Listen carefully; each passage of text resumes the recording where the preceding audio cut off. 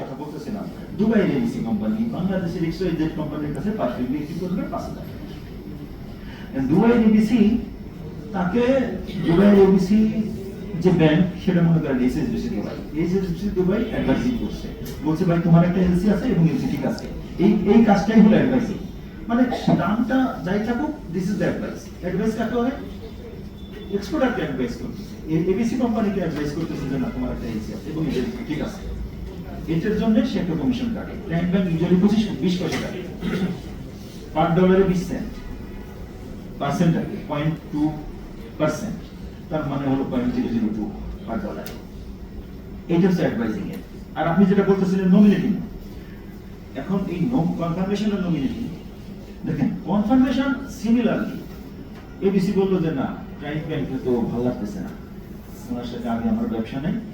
সে XYZ কে বললো যে ভাই তোমার যে ব্যাংক, এই ব্যাংকে আমি চিনি না, তুমি দুবাই এইচএসবিসি কে আমাকে বলো, তাকে কনফার্মেশন দিতে পারো।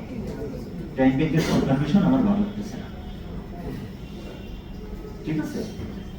এবং আমি অতদিন ওয়েট করব না, আমি টাকাটা সাথে সাথেই চাই।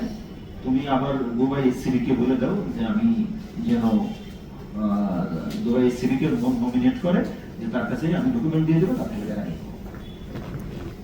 কনফার্মেশন, নমিনেট দুটো ভিন্ন ভিন্ন ব্যাংক এবং একই ব্যাংক হতে পারে।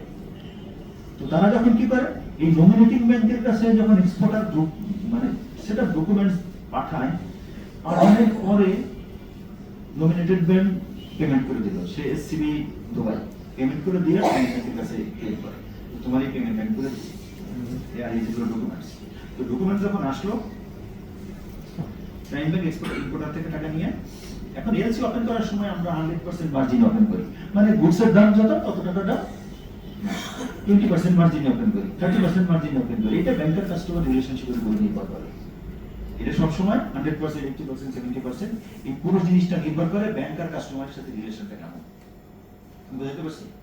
যেমন আমরা 5 পয়সায় কমিশন ওএলসি ওপেন করি, উত্তরা মোটরস 5 পয়সা কমিশন, 50 পয়সা কমিশন ওএলসি ওপেন করি, অনেক ক্লায়েন্ট আছে 25 পয়সা কমিশন ওএলসি ওপেন করি। আমাদের কর্পোরেট লোন 12 টাকা আছে, আবার 14 টাকা আছে। এটা হচ্ছে মানে পুরোটা হচ্ছে একটা কমপ্লেক্স ইস্যু, ক্রেডিট রিস্ক, কাস্টমারের সাথে রিলেশন।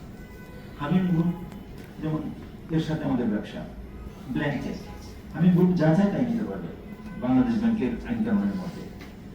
আমাদের কোন আইন কানুন তার বেলায় অ্যাপ্লিকেবল না, মানে ল অফ দ্য ল্যান্ডের আইন যদি পারমিট করে, সে যত টাকা চাই নিবে কম রেটে, কারণ হামিম গ্রুপ আমাদের অনেক বড় এবং ভালো ক্লায়েন্ট। তো এইটাই বলতেছিলাম যে আমরা ফ্রি কোনো কাজ করি না। নমিনেটেড ব্যাংকও কমিশন নেয়, অ্যাডভাইজিং ব্যাংকও কমিশন নেয়, কনফার্ম যেটাকে বলে যে কনফার্মিং ব্যাংকও কমিশন নেয়, আমরাও কমিশন নেই। এই টোটালটাই এভি, সংক্ষেপে অ্যাসেট ভ্যালুর উপরে বেড়ে যায়। অ্যাসেট ভ্যালু মানে যে জিনিসটা আমরা কিনতেছি ওটার উপরে বেড়ে যায়, ট্যাক্স বেড়ে যায়। এটা হচ্ছে ব্যাপার।